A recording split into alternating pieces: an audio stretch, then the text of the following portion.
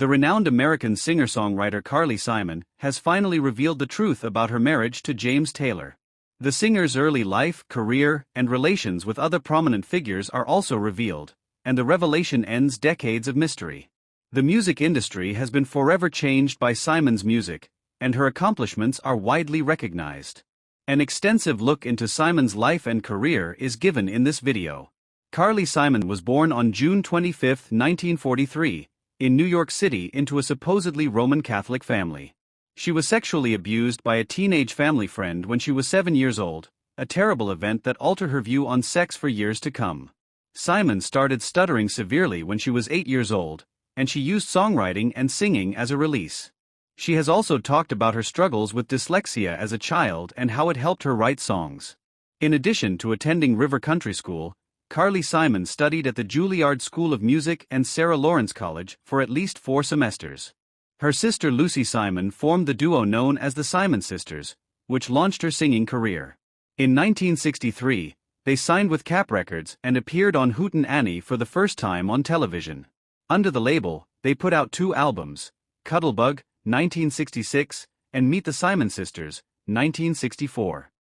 These albums were refurbished and released as a limited edition compilation on CD as Winkin' Blinkin' and Nod the Cap recordings in 2006. In 1969, the pair also released a third album, The Simon Sisters, which featured children's songs and the Lobster Quadrille.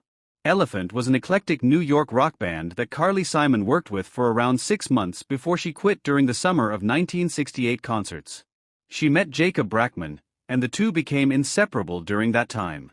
Brackman would go on to become a close friend and frequent songwriting collaborator. After that, Simon started a solo career and became well known in 1970. On February 9, 1971, she released her self-titled first album, which peaked at number 30 on the Billboard 200. That Is the Way I Have Always Heard It Should Be, her breakthrough single, which peaked at number 10 on the Billboard Pop Singles list and nominated her for Best Female Pop Vocal Performance at the 14th Annual Grammy Awards, was included on this album. Released in November 1971, Simon's second album, Anticipation, likewise peaked at number 30 on the Billboard 200. At the 15th Annual Grammy Awards, it received another Grammy nomination for Best Female Pop Vocal Performance. Later, Simon reminisced about the close-knit dynamic of the Andy Newark, Jimmy Ryan, and Paul Gillespie-led group, highlighting the minimal yet powerful arrangements that featured vocal and string contributions from Cat Stevens on a couple of the tracks. Anticipation, Carly Simon's debut album, marked the beginning of her career as a major hit. It peaked at number 3 on Easy Listening Radio and number 13 on the Billboard Pop Singles chart. Legend in Your Own Time, her subsequent hit, was made available as a single in Australia and peaked at number 10 on the Kent Music Report in 1972. Simon gained notoriety as an auditioning singer when he starred in a film directed by Milos Forman in 1971. The famous song You Are So Vain, which shot to the top of the U.S. pop and adult contemporary charts, was Carly Simon's biggest hit in 1972 to 1973. Her album No Secrets climbed to the top of the Billboard 200 chart as a result of this victory, and it stayed there for 5 weeks in a row. At the album's 25th anniversary in 1997, it had achieved platinum status after being certified gold that year. Simon received 3 nominations for You Are So Vain at the 16th Annual Grammy Awards, including Best Pop Vocal Performance, Song of the Year, and Record of the Year. Additionally, Female No Secrets was nominated for Best Engineered Recording. Simon released Hot Cakes, a smash song, shortly after the huge success of her No Secrets album. The record eventually received a gold certification after rising to number 3 on the Billboard 200 and remaining there for almost 8 months. Mockingbird, a duet with her ex-husband James Taylor, and Has Not Got Time for the Sorrow, which rose to number 2 on Billboard's adult contemporary chart critically, were 2 of Hot Cake's top 10 hits. Simon's career in cinema music continued in the 1980s when her song, Coming Around Again, from the 1986 film Heartburn became a huge hit. The song also garnered praise for Simon's Coming Around Again album, which went platinum and got her 2 Grammy nominations. As one of the most well-known confessional singer-songwriters of the 1970s, Carly Simon's noteworthy accomplishments continued with her 1988 hit Let the River Run from Working Girl, which made her the first artist to win a Grammy, an Academy Award, and a Golden Globe for a song composed, written, and performed by herself. With 24 Billboard Hot 100 hits and 28 adult contemporary charting singles to her credit, Simon has won 2 Grammy Awards and been inducted into both the Songwriters Hall of Fame, 1994, and the Grammy Hall of Fame, 2004, for her song You're So Vain. Her accolades include the Founders Award from ASCAP in 2012, the Honorary Doctor of Music degree from Berklee College of Music in 1998, the Boston Music Awards Lifetime Accomplishment in 1995, and the ASCAP Founders Award in 2022. For more than 40 years, Carly Simon and Livingston Taylor, the younger brother of James Taylor, have been close friends.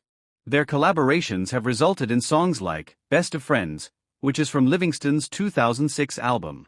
Simon has also said that she was one of several celebrities who lost a lot of money as a result of being duped by financial advisor Kenneth Einstar's Ponzi scam. Simon has been reported to be dating Richard Coer, a surgeon specializing in minimally invasive laparoscopy. They supposedly lived together in Martha's Vineyard from 2006 till 2015. In October 2016, Simon made headlines when she donated the rights to her classic song You Are So Vain for use in an anti-Donald Trump political advertisement. This represented a considerable break from her previous policy of keeping her political beliefs hidden. Simon highlighted the Access Hollywood tape in which Trump boasted about inappropriate behavior as the impetus for her decision to actively oppose his campaign in the 2016 presidential election on October 22. Carly Simon experienced a devastating personal tragedy when she lost both of her sisters to cancer on the same day.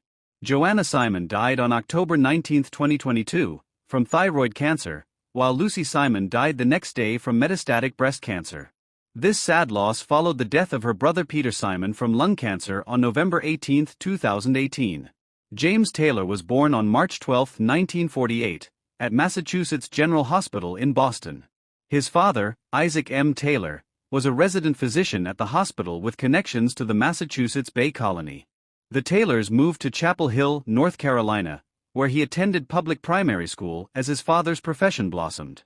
In 1970, James Taylor made a significant breakthrough with the hit single Fire and Rain, which peaked at number 3 on the charts.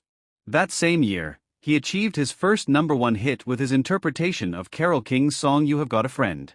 His 1976 album Greatest Hits was certified diamond and sold 11 million copies in the United States alone, solidifying its status as one of the best-selling albums in U.S. history following the release of his 1977 album. Despite the termination of their romantic connection, they remained amicable for the sake of their children.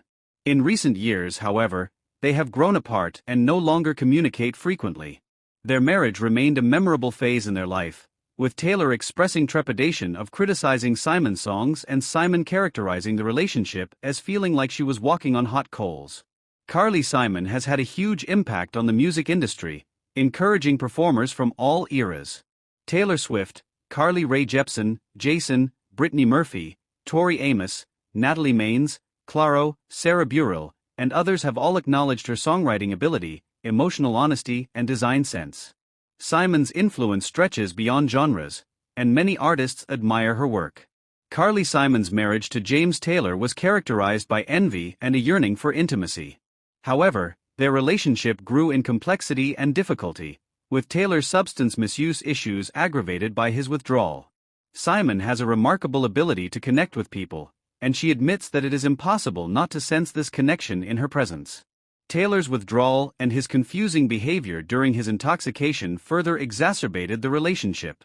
Her role as a supporting partner was complicated by Simon's overwhelming need for his attention, which occasionally eclipsed the practical parts of his recovery. Although their relationship is not without its challenges, Simon still has feelings for Taylor.